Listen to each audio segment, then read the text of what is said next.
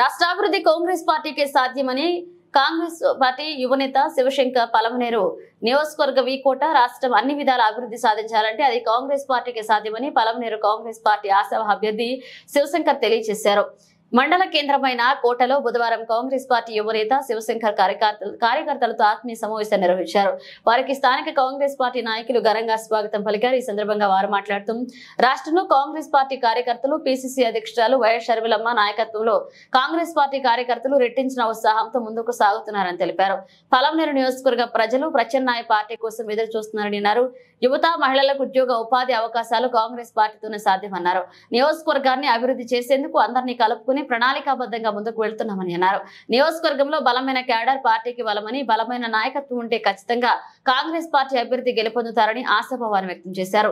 తమ అధిష్టానం ఎవరికి టికెట్ కేటాయించినా పార్టీ అభ్యర్థి విజయానికి తామందరూ కలిసికట్టుగా కృషి చేస్తామని ఈ సందర్భంగా తెలిపారు. ఈ కార్యక్రమంలో నేతలు ఇనయ, తుల్లాఖాన్, నాగరాజు, శివన్న, గురువిరెడ్డి, రిక్కి, శంకర్ తదితరులు పాల్గొన్నారు.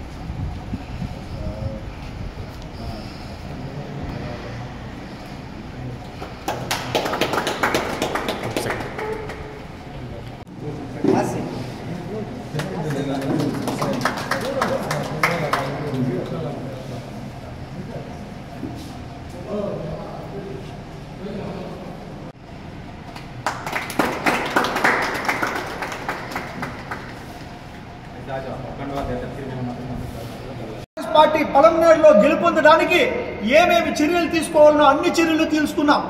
అందరూ కాంగ్రెస్ లీడర్లు ఎంతమంది సీనియర్ నాయకులు ఉన్నారో అందరూ ఒకటే మమేకమై నిర్ణయాలు తీసుకొని దాదాపు 1000 మంది సీనియర్ లీడర్లు ఒకటైనా 5 మండలాల్లో ఒక్కొక్క మండలంలోన దాదాపు 200-250 మందిని కలుపుకుంటే 1000 మంది సీనియర్ నాయకులు ఈరోజు పలమనేరులో ఒక ప్రణాళిక రచించి ఆ ప్రణాళిక బద్ధంగా గ్రామము పల్లె కాంగ్రెస్ ని తీసుకొని పోయేదానికి 5 మండలాలను విస్తృతంగా ప్రచారం జరుగుతూ వస్తూ ఉన్నది. చాలా సంతోషం అవుతా ఉంది. ఈరోజు ఇంకొక 50 రోజుల్లో పలమనేరే కాదు తప్పకుండా దాదాపు 100 సీట్లు మన కాంగ్రెస్ పార్టీ సంపాదించి సీఎం షర్మిలమ్మ గారిని సీఎం అయ్యే రోజు అది దగ్గరలో ఉందని తెలియజేసుకుంటూ జై హింద్, జై షర్మిలమ్మ, జై కాంగ్రెస్. న్యాయం జరుగుతూ ఉంది అనేది కేంద్ర ప్రభుత్వం రాహుల్ గాంధీ గారు చెప్పిండే పథకాలన్నీ నేను వివరించి ప్రెస్ మీట్ ముందర ఈ రోజే నేను వచ్చేసి చెప్పాలనుకుంటా ఉన్నాను. ప్రెస్ మీట్ పెడతాను. కాబట్టి తప్పకుండా యువకులు కానీ మహిళలు కానీ ప్రతి ఒక్కరూ ఈరోజు కాంగ్రెస్ పక్షం వైపు చూస్తూ ఉన్నారు. ఈరోజు తప్పకుండా పలమనేరులో గెలుస్తుంది. కానీ నేను అనేది ఏమంటే అత్యధిక మెజార్టీతో గెలవాలని చెప్పని ఆ ప్రజలందరూ కంగనం కట్టుకున్నారు. 98 ఇండ్లకు ప్రచారం చేస్తే 100 ఇండ్లకు ప్రచారం చేస్తే 98 మంది ఈరోజు కాంగ్రెస్ పక్షం వైపు ఉంటామని చెప్పని కాంగ్రెస్ పక్షానికి ఓటేస్తామని చెప్పని ధైర్యంగా చెప్తా ఉంటారు కెమెరాల ముందరే. అదేవిధంగా ఆ 2 ఇంట్లో 3 ఇంట్లో 5 ఇంట్లో ఉండేటివి కూడా అన్న 2 ఓట్లు వైఎస్ఆర్సీపీకి వేస్తాము 2 ఓట్లు మీకేస్తామని చెప్తా ఉంటారు. అదేవిధంగా టీడీపీలో ఉండే వాళ్ళు కూడా అన్న 2 ఓట్లు దానికేసి 2 ఓట్లు మీకు వేస్తామని చెప్తా ఉంటారు. అంటే దాదాపు 99% కాంగ్రెస్ పక్షం రావాలని చెప్పని ప్రత్యామ్నాయ రాజకీయం రావాలని చెప్పని అందరూ చూస్తూ ఉంటారు. ఈరోజు ప్రధానమైన 2 పార్టీలు ఈరోజు ఆంధ్రప్రదేశ్లో పోటాపోటీగా వెళ్తూ ఉండేది. ఆ 2 పార్టీలు ఏది అంటే BJP party and Congress party. అదేమప్ప అనుకోవచ్చు. అవును, ఇది నిజము. బీజేపీ మన బాబు గారు, జగన్ గారు, పవన్ గారు, ఈ బీజేపీ పార్టీకి కాంగ్రెస్ పార్టీకి మధ్యలో హోరాహోరీ ఎన్నికలు జరుగుతూ ఉన్నాయి. కాబట్టి తప్పకుండా ఈ బీజేపీని భూస్థాపితం చేసేదానికి ప్రతి ఒక్క మైనారిటీను ఆల్రెడీ కాసు కూర్చున్నారు. ఈ బీజేపీని ఆంధ్ర రాష్ట్రంలో అడుగు పెట్టనీకుండా ప్రతి ఒక్క బడుగు బలహీన వర్గాలందరూ ఎదురు చూస్తూ ఉన్నారు. ఎందుకు అంటే ప్రత్యామ్నాయ పరిస్థితుల్లో ఆ రోజు ఆంధ్ర రాష్ట్రం అనేది రెండుగా అయినప్పటికీ తప్పకుండా ఆ రోజు స్పెషల్ స్టేటస్ అనే దాన్ని ఆ రోజు ఇస్తామని చెప్పని మాట ఇచ్చినారు. కానీ బీజేపీ ప్రభుత్వం వస్తూ ఉన్నట్లే ఆ మాట అనేది లేకుండా టీడీపీ ప్రభుత్వం గలమెత్తింది. అందరితో స్టాప్ అయిపోయి ఇప్పుడు వాళ్ళ దగ్గర చేయి చాచింది. వాళ్ళ దగ్గర జాయిన్ అయింది ఈరోజు టీడీపీ ప్రభుత్వం. అదేవిధంగా వైఎస్ఆర్సీపీ ప్రభుత్వము గలమెత్తి మేము పోటీ చేస్తాము, మాకు అందరూ ఎంపీలని గెలిపిండి అని చెప్పని ఎంపీలందరూ వాళ్ళకు తొత్తులుగా మారిపోయినారు. ఈరోజు బీజేపీకి డైరెక్ట్గా ఇండైరెక్ట్గా మొత్తం వైఎస్ఆర్సీపీ కానీ టీడీపీ కానీ మొత్తము బీజేపీ కానీ ఒకటైపోయింది. ఈరోజు కాంగ్రెస్ ప్రభుత్వం అనేది రావాలని చెప్పని కర్ణాటక తెలంగాణలో ఏ విధంగా అయితే కాంగ్రెస్ ప్రభుత్వం బలంగా ప్రభుత్వాన్ని స్థాపించిందో అదేవిధంగా ఆంధ్రప్రదేశ్లో అంతకు మించిన బలమైన సీట్లు వస్తాయనేది తప్పకుండా మన సిరిమలమ్మ గారు వచ్చిన తర్వాత అందరిలోనూ అర్థమైపోయింది. ఈసారి 50 రోజుల్లో సిరిమలమ్మ గారు సీఎం కావడం ఆంధ్రప్రదేశ్ ప్రజలందరూ చూస్తారు.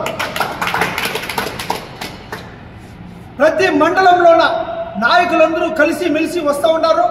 ప్రతి మండలంలో వేగవంతంగా ప్రచారం జరుగుతూ ఉంది. పలమనేరు నియోజకవర్గంలో ఆల్రెడీ చర్చలు మొదలైపోయినాయి. ఒక పక్క టీడీపీ నాయకులందరూ ఫోన్ల మీద ఫోన్లు, పెద్ద పెద్ద వ్యక్తులందరూ టీడీపీ మెయిన్ ముఖ్యమంత్రులు కూడా ఫోన్లు చేసుకొని అందరికీ ఫోన్లు చేసి మాట్లాడే పరిస్థితికి వచ్చినారు. ఈరోజు అరే ఏమనుకుంటాం, కాంగ్రెస్ పడిపోయింది అనుకుంటుమే, కాంగ్రెస్ని తొక్కేసినామనుకుంటుమే. కానీ ఈరోజు వచ్చేసిందన్న కాంగ్రెస్ చూస్తే పుంజుకుంటా ఉంది. లోపల టికెట్లు తీసుకుంటే ఆ టికెట్లు కూడా కొనేద్దాం అనుకుంటా ఉంటే ఈరోజు బలమైన ప్రత్యర్థులుగా మాకు తయారవుతా ఉన్నారు. ఈ కాంగ్రెస్ పక్షం నుండి టికెట్లు కొందామంటే అట్లాంటి క్యాండిడేట్లకి టికెట్లు ఇస్తా ఉండలేదే, చాలా బలమైన క్యాండిడేట్లకి టికెట్లు ఇచ్చే పరిస్థితికి ఈరోజు కాంగ్రెస్ ప్రభుత్వం చూస్తూ ఉంది.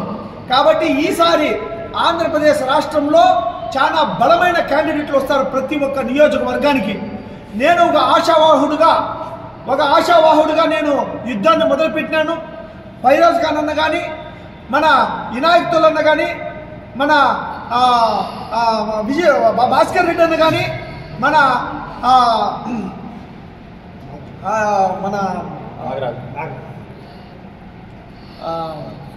అందరూ 5 మంది ఆశావాహులు ఈరోజు కాంగ్రెస్ పక్షం నుండి తప్పకుండా 5 మంది కష్టపడి ముందరికి నడిపించుకుంటా ఇంత దూరం వరకు తీసుకొని రాగలిగినాం. మా వీరపట్ట మండలానికి చేసిన గౌరవనీయులు కాంగ్రెస్ యువ నాయకులు, ప్రముఖ వ్యాపారవేత్త బివి శివశంకర్ బీవీఎం గారికి, మా సీనియర్ నాయకులైన గురువురెడ్డి అన్న గారు, శివన్న గారు, సద్దాం, ఆసిఫ్, తర్జు, మన నాగరాజ్ గారు, అలాగే ఇప్పుడు కొత్తగా పార్టీలో చేరిన మా విక్కీ, రఫీల్, షమీరు, జవహరు, వీళ్ళందరికీ మా మిత్రుడు తమ్ముడు సుబ్బు, గంధర్వమగంపల్లి సుబ్బు అంటాం మేము, సుబ్బు, శంకరు, వీళ్ళందరికీ నా నమస్కారములు. ముఖ్యంగా పత్రికా విలేకరులందరికీ నా నమస్కారములు. ఈరోజు మీరందరూ చూసే ఉంటారు, గత 1 నెల ముందు పార్టీ పలమనేరు నియోజకవర్గంలో అసలు కాంగ్రెస్ పార్టీ ఉందా అనే విషయాన్ని ఎవరు చర్చించుకోవట్లేదు. కాంగ్రెస్ పార్టీ గురించి అసలు మర్చిపోయే స్థితి.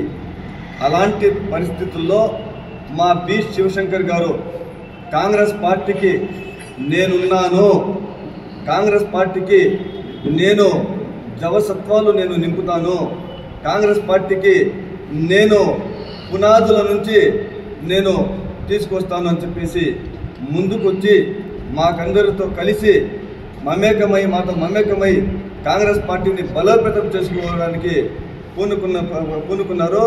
వారికి చేతులు జోడించి సవినయంగా నేను నమస్కరిస్తున్నాను. ఇకపోతే కాంగ్రెస్ పార్టీ ఈరోజు మీకందరికీ తెలిసిన విషయమే. కాంగ్రెస్ పార్టీ చరిత్ర 135 సంవత్సరాల చరిత్ర కలది. కాంగ్రెస్ పార్టీ కాంగ్రెస్ పార్టీ అధికారం కోసం కాంగ్రెస్ పార్టీ ఏర్పడింది కాదు. కాంగ్రెస్ పార్టీ ఏదో స్వార్థ రాజకీయాల కోసం ఏర్పడింది కాదు. కాంగ్రెస్ పార్టీ భారతదేశానికి స్వాతంత్రం తేవాలని చెప్పేసి స్వాతంత్రం కోసం కాంగ్రెస్ పార్టీ ఆ రోజు స్థాపించబడింది. ఆ స్వాతంత్రం కోసం స్థాపించబడి దాదాపు 60 సంవత్సరాలు ఆంగ్లేయులతో పోరాటం చేసి కాంగ్రెస్ పార్టీలో ఎందరో నాయకులు, పెద్ద పెద్ద నాయకులు, గొప్ప గొప్ప నాయకులు కాంగ్రెస్ పార్టీలో పోరాటం చేసి జైలుకు పోయిన సందర్భాలు చాలా ఉన్నాయి. మహాత్మా గాంధీ గారు అయితేనేమి, జవహర్ లాల్ నెహ్రూ గారు అయితేనేమి, సర్దార్ వల్లభాయ్ పటేల్ అయితేనేమి, భగత్ సింగ్ గారు అయితేనేమి, చాలామంది జైలుకు పోయిన సందర్భాలు చాలా ఉన్నాయి. అలాంటి సమయంలో పుట్టిన పార్టీ కాంగ్రెస్ పార్టీ. ఇప్పుడు మాదిరిగా బీజేపీ పార్టీ అయితేనేమి, తెలుగుదేశం పార్టీ అయితేనేమి, జనసేన అయితేనేమి, వైఎస్ఆర్ కాంగ్రెస్ పార్టీ అయితేనేమి, ఇతర పార్టీలు అయితేనేమి ఈరోజు వారి స్వార్థ రాజకీయాల కోసం పుట్టిన పార్టీలు, వారి అధికార దాహం కోసం పుట్టిన పార్టీలు. కానీ కాంగ్రెస్ పార్టీ ఆ రోజు 1947లో మనకు స్వాతంత్రం వచ్చినప్పుడు మనకు దాదాపు 5,000 మాత్రమే మన భారతదేశానికి సైన్యం ఉన్నింది. 2-3 యుద్ధ విమానాలు ఉన్నింది, 2-3 యుద్ధ నౌకలు ఉన్నింది. మనకు ఎలాంటి లేని పరిస్థితుల్లో కాంగ్రెస్ పార్టీ అధికారంలోకి వచ్చిన తర్వాత, మనకు స్వాతంత్రం వచ్చిన తర్వాత మొట్టమొదటి ప్రధానమంత్రి జవహర్ లాల్ నెహ్రూ గారు అయిన తర్వాత ఈ రోజు కనబడుతున్న అభివృద్ధి చేసింది ఎవరు అంటే ఎవరు వీళ్ళు కాదు. ఇప్పుడున్న తెలుగుదేశం పార్టీ కాదు, ఇప్పుడున్న వైఎస్ఆర్ కాంగ్రెస్ పార్టీ కాదు, ఇప్పుడున్న బీజేపీ పార్టీ కాదు. వాళ్ళు చేస్తున్నది బీజేపీ పార్టీ 70 సంవత్సరాల్లో కాంగ్రెస్ పార్టీ చేసిన అభివృద్ధిని అమ్ముకొని పోతున్నారు. రైల్వేలు అమ్ముతున్నారు, రోడ్డు రవాణా వ్యవస్థను అమ్ముతున్నారు, ప్రాజెక్టులు, పెద్ద పెద్ద ప్రాజెక్టులు అమ్ముతున్నారు, విమానాశ్రయాలను అమ్ముతున్నారు, అన్ని మంచి మంచి ఫ్యాక్టరీలను అమ్ముతున్నారు. ఇది వాళ్ళ దాహం చాలకపోగా మన విశాఖ ఉక్కు, ఆంధ్రుల హక్కు, ఆ విశాఖ ఉక్కు పైన వీరి కన్ను పడింది. విశాఖ ఉక్కును కూడా అమ్మేసే ప్రయత్నం చేస్తున్నారు. ఇకపోతే మనమందరూ ఆంధ్రులు గొప్పగా గర్వంగా చెప్పుకునే వాళ్ళం. మనము ఆంధ్ర బ్యాంక్ మనదే అని చెప్పేసి ఆ ఆంధ్ర బ్యాంకు నామరూపాలు చేసిన పార్టీ ఏదన్నా ఉందంటే ఈ బీజేపీ పార్టీ. ఈ బీజేపీ పార్టీకి తొత్తులు ఎవరు అంటే చంద్రబాబు నాయుడు, జగన్మోహన్ రెడ్డి, పవన్ కళ్యాణ్. వీళ్ళు ముగ్గురు ఈ ఆంధ్ర బీజేపీ. వీళ్ళు తల్లి బీజేపీ వాళ్ళైతే, బిడ్డ బీజేపీ ఈ చంద్రబాబు నాయుడు అయితేనేమి, టీడీపీ అయితేనేమి, వైసీపీ అయితేనేమి. వీళ్ళు ఎవరైనా ప్రశ్నించారా? మనకు ఎందుకు ప్రత్యేక హోదా రాకపోతున్నది ఎవరు ప్రశ్నించలేదు. మన ఆంధ్ర బ్యాంకుని తీసుకెళ్లి యూనియన్ బ్యాంకులో కలిపేస్తే కేవలం కాంగ్రెస్ పార్టీ నాయకులు ఆ రోజు స్టేట్మెంట్ ఇస్తారు, రోడ్లపైకి వచ్చారు.